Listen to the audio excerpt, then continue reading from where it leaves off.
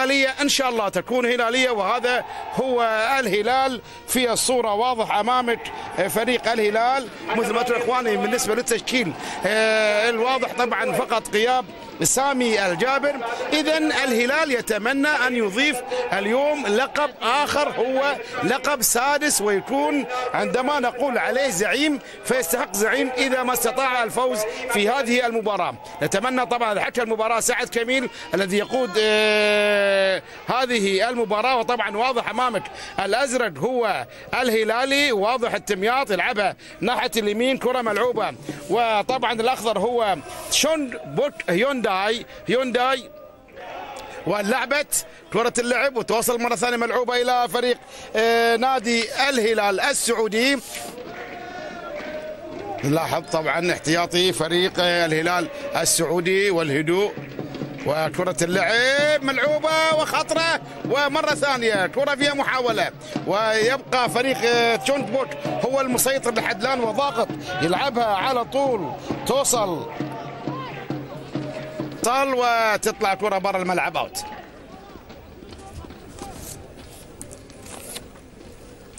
هذا 20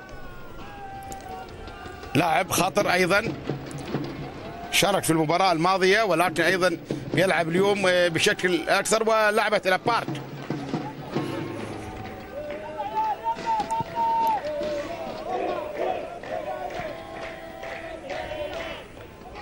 وفي فاول لصالح اللاعب ادملسون. هذا ادملسون صاحب الهدف الوحيد في مرمى الست في المباراة الماضية، وبالتالي عليه رقابة لاصقة. لاحظ اللاعب رقم 20 دوند بيعمل رقابة، تسديدة قوية من بعيد ولكن بتمر تطلع الكرة برا من التمياط. نواف التمياط الحقيقة بيسدد كرة قوية من خط 18 تطلع كرة برا الملعب اوت.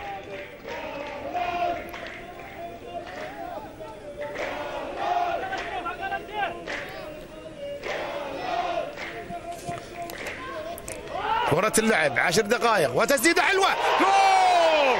الله!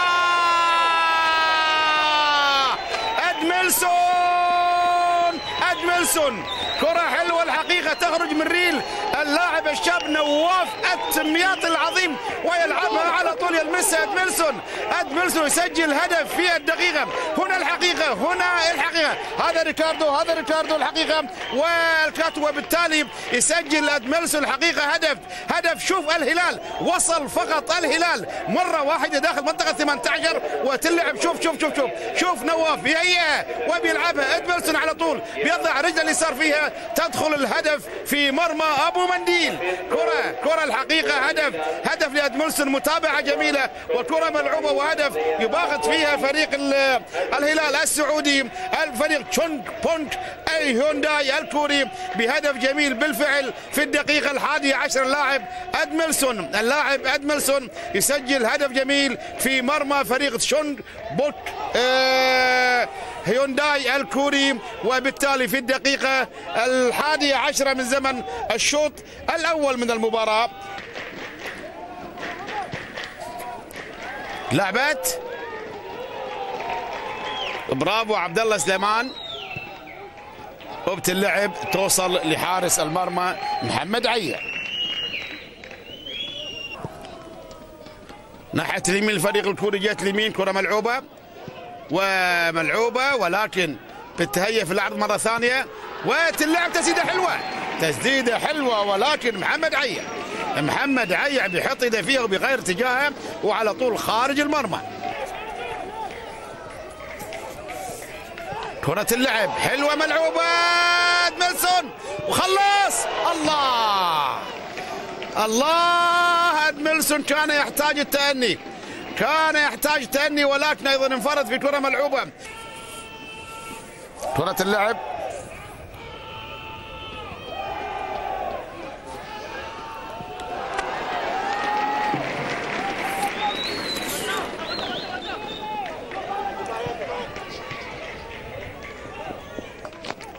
رمي التماس. الهلال يلعب بهدوء، هذا الشيء اللي يطمن الحقيقة الهلال يلعب بعملية هدوء في المباراة، وبالتالي حصل عليها نواف التمياط. نواف يلعبها بينية وخطرة على طول، ولكن توصل لحارس المرمى. نواف الحقيقة بيسلم كرات حلوة وسليمة على طول لأدميلسون، وكانت الكرة الأولانية عندما سدد فيها هدف وحكى المباراة كميل سعد كميل بيتابع الكرة على طول عن كثب وعن قرب، تلعب ناحية اليمين، كرة ملعوبة ولكن تطلع كرة برا الملعب اوت. وفرصة ممتازة حصل عليها على طول كرة اللاعب 6 توليو يلعبها ولكن عكسية وتطلع كرة برا الملعب اوت برا، وتضرب المدافع الروجير الحقيقة البرازيلي وتغير اتجاهها وتوصل الكرة برا الملعب كورنر. ايضا هجمات الهلال خطرة عندما تكون ايضا ناحية الجهة اليسار يشترك فيها شلهوب وادميلسون. الهجمات العكسية المرتدة وريكاردو الثلاثي الحقيقة بيشكلون خطورة من خلفهم. طبعا اللاعب الكبير الممتاز النجم الحقيقة اللي هو نواف التمياط اللي لمساته ما شاء الله، وهذا هو بالصورة. وفي كورنر ناحية ينفذها التمياط بيلعبها ولكن بتعدي برا الملعب اوت. مرة ثانية لتشونغ كينغ والشلهوب يحصل على شلهوب. برافو شلهوب، كرة معاه شلهوب للتمياط في نص الملعب. المهندس التمياط والتمياط يلعبها على طول للامام ولكن اقرب لحارس المرمى ليون بول. وطبعا جانب الحقيقه من الجماهير السعوديه اللي اتت لحضور هذه المباراه طبعا بالتاكيد لابد ناتت بالسيارات وبانتقال السيارات لتشمل فرحه ان شاء الله فوز الهلال في هذه البطوله. في نص الملعب ملعوبه قريبه على طول لتوليو، كره مع توليو بيلعبها ناحيه اليسار الى ادميلسون، كره مع نزهان حلوه ودخول، وكره تلعب في عرض ملعب شلهوب حطها ايش تنظر يا سيدي. كرة لعبها شلهوب حلوة الحقيقة لنواف التمياط شيخ اللاعبين، يلعبها على طول للأمام، كرة ملعوبة لتوليو وتوليو بيلعبها عرضية لم تمر الحقيقة، لم تمر. وفي حكم المباراة سعد كميل يعلن نهاية الشوط الأول بتقدم فريق الهلال بهدف لا شيء. فريق تشونغ بونك الكوري الجنوبي هيونداي. والآن العودة للاستوديو للزميل خالد ياسين كابتن حمادة، أكيد لديهم حديث كبير في هذا الشوط. إلى اللقاء خالد الحربان. سيداتي أنساتي سادتي، السلام عليكم ورحمة الله وبركاته مرة ثانية. إذن وهنا حصل تبديل طبعا، ابعد اللاعب أو في فريق الكوري تشونغ اللاعب رقم 14 صاحب الإنذار اللي هو هيونغ، ولعب اللاعب رقم 11 بداله كبديل منذ بداية الشوط الثاني من المباراة. واللاعب رقم 11 اللي هو بيان تشي سوب 11 اشترك بدل اللاعب 14. كرة اللعب وتوصل لادميلسون بيلعبها بيحاول يمر ولكن مرتوعة توصل وبيسدد. الله، ملعب قاسم بن حمد في الدوحة. وهنا بنشاهد طبعا جانب صبيح ايضا اداري الفريق. وكرة لعبت نواف التمياط شلهوب الى في عرض الملعب ولكن ما تمر الكرة توصل للشلهوب مرة ثانية، كرة معاه والشلهوب يعكسها لتوليو والشلهوب ولكن هاندبول لمسة يد. ولكن حكم المباراة بيقول لا، مشت الكرة لصالح فريق الكوري، لعبت بيبعدها النزهان ولكن الفرصة لن تأتي الحقيقة كضغط على طول من محمد الشلهوب مع أدميلسون. ملعوبة كرة قريبة إلى كينغ تلعب للأمام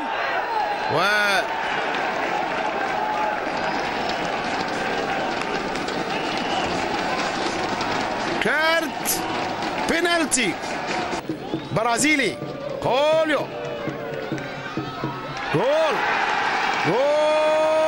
بينفذها البرازيلي، هدف التعادل. إذن تعادل 1-1. خوليو سيزار هدف من جزاء. طلع ريكاردو